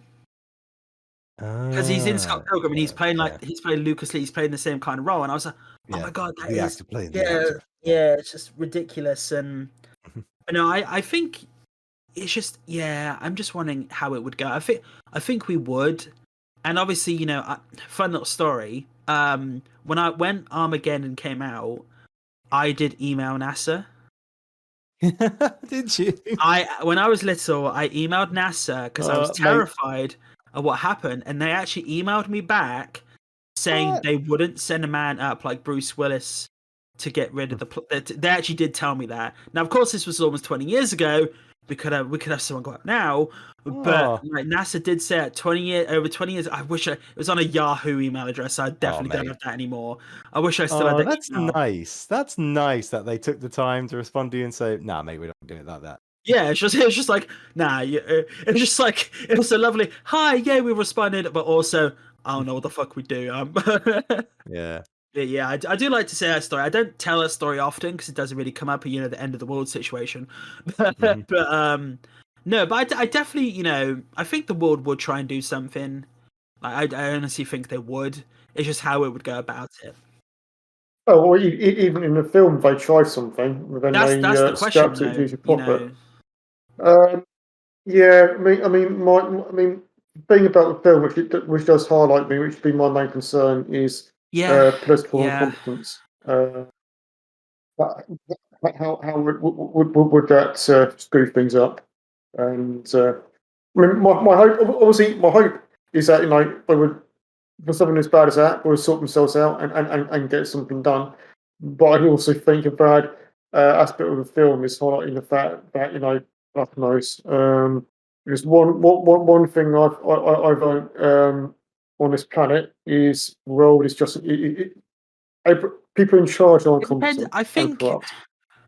thing is that That's my view. I think That's when it my comes view. to a That's my major simple point, and view. like actually, to be fair, this film is a reflection of the last couple of years anyway. I think people have tried to have become more competent in certain areas. I'm not going to mention some names and others, but I think like the world coming together to get the vaccine pushed out a lot quicker. That was done quite quickly. And by the way, people get vaccinated to get boosted. It really does help. But I think that did reflect on all these health organizations coming together, sharing all this information to get these vaccines produced quickly. That I think that did show that people work. There is hope in the world to work together. And I think, if you Oh have an yeah, asteroid coming yeah, towards the planet, maybe there may be a bigger, a virus could take care of people, people could survive. yeah. A comet, you probably won't. So maybe it's pushing to work together more. But I definitely think, I definitely recommend going and watching this film, people. Even if you, like me, had a fear or a phobia of watching these sorts of films, I think the acting alone is brilliant. Like, a lot of the main cast is awesome. Going on the end of the film, very briefly, Jonah Hill is the only person to survive the apocalypse, which I think is hilarious, and he's still trying to Instagram at the end, or whatever social media app he's using. I think, or Twitter or something like that, which I thought was hilarious. Now, I'm wondering if other people survived. I'm presuming other people did survive, because it's the whole. Again, if you're going to theory craft it, if it happened in reality, and if Jonah Hill survived, and I imagine some of us probably did survive, if somebody essentially, what I'm going to guess is that Jonah Hill in a bunker is able to survive. There's probably other people, other important political people around the world who went to maybe deep underground bunkers. Who may have been able to do something. I could devolve this into a different discussion about a different TV show, but I won't do. But I will briefly mention Into the Night as an example of what I'm talking about. Again, Netflix show, end of the world scenario, small pocket surviving and how they do that. Cool. Awesome. So that's Into the Night, people on Netflix. Right. I think we're gonna leave it there. Into the Night is really good. I will also recommend it. Awesome. Excellent. Right. Well, everyone, I think we're going to leave it there for this week. I want to thank my guests, James and Doug, for joining me. We will be back next week with our top 5 games of the year, and also a discussion on The Matrix Resurrections, because that movie definitely does need some discussion, to be honest, and hopefully you enjoy that as well. If you want to email us at nmipodcast, that's NMI, podcast at outlook.com, with any questions, queries about anything we discussed today, any comments you want to put our way, we will try and answer them in the following weeks going forward. If you want to follow us on Twitter and Instagram at NMIcast, that's NMIcast, please do so there. These podcasts are available on Spotify and iTunes. Please go give us a rating on iTunes so we can bump up the list. And I want to thank you again and have a lovely week, and stay safe, everyone. And I will speak to you soon.